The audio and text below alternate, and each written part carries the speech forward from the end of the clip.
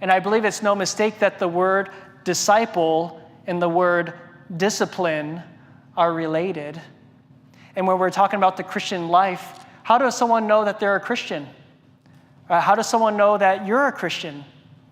That's really the main focus that John is emphasizing with this church in Asia Minor is what is authentic Christianity? So what are these qualities and characteristics that a Christian should have? And this is it, verses 23 and 24.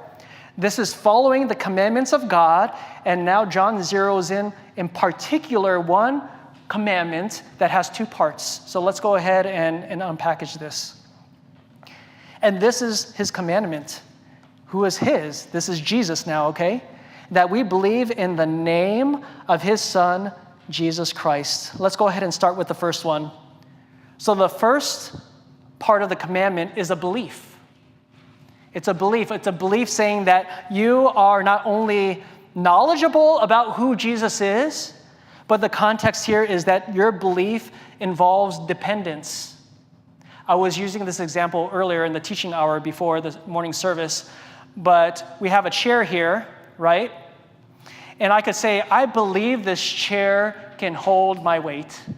I believe it with all of my heart. It's an amazing chair. It's a sturdy chair, and it can 100% hold me up. And let's say I wax eloquent for the next 30 minutes talking about how amazing this chair could hold me up. You'll be like, well, Pastor Chris, if you really believe it, what are you doing?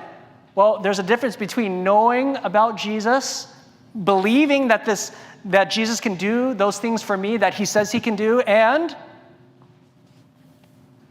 experiencing it, right? There's a belief of dependence. I'm putting my money where my mouth is, or is it the other way around? Or I'm just talking about it, right? So have you experienced the salvation that comes through Jesus Christ? Have you experienced to the level that it is transforming your life? Romans 12, 1 and 2, talking about how I urge you, therefore, brothers, by the mercies of God, that you present your bodies a living sacrifice, wholly acceptable to God, which is your reasonable service.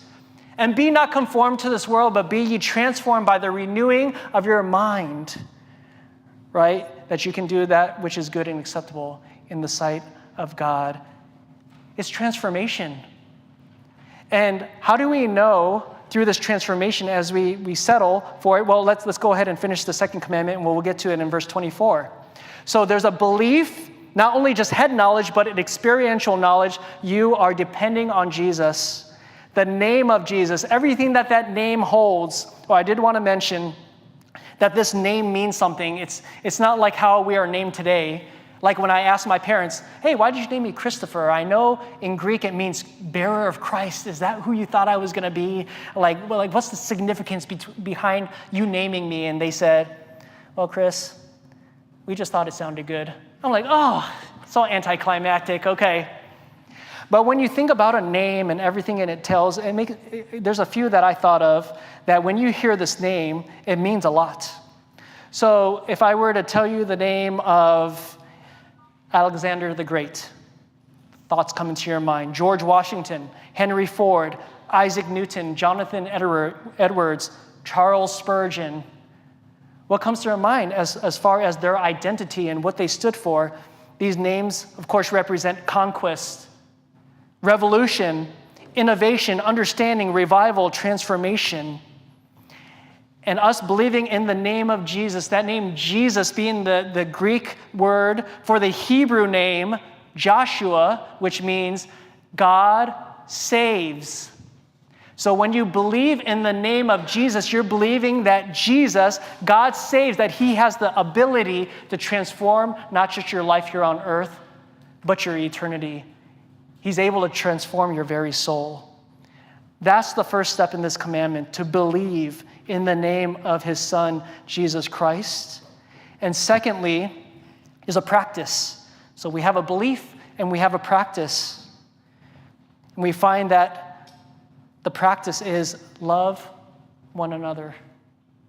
We've already unpacked this in previous passages. There's going to be more love that John talks about, but he's not going to get over the fact that this is what Jesus commanded. He says that others will know that you are my disciples, that you are the disciples of Jesus, because you love one another. Why is this significant?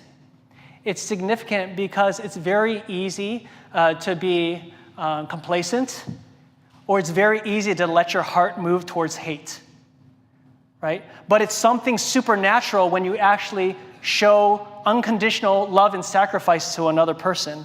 And that's how other people will know that you are followers of Christ, because you are supernatural in your love. You are loving in ways that shouldn't make sense. You are loving people that shouldn't be loved. You're loving in ways that is causing so much cost and sacrifice in your life that they're like, their minds are being blown, because no normal person does this. A normal person is if you attack me, my character, if you show me contempt or show me hate, what's the natural response? I'm going to show it to you back, right? It's the basic things on the playground of children, right? You punch me, I'll punch you back. But there is something supernatural about loving one another. So those are the two halves of the commandment: belief and love in the practice.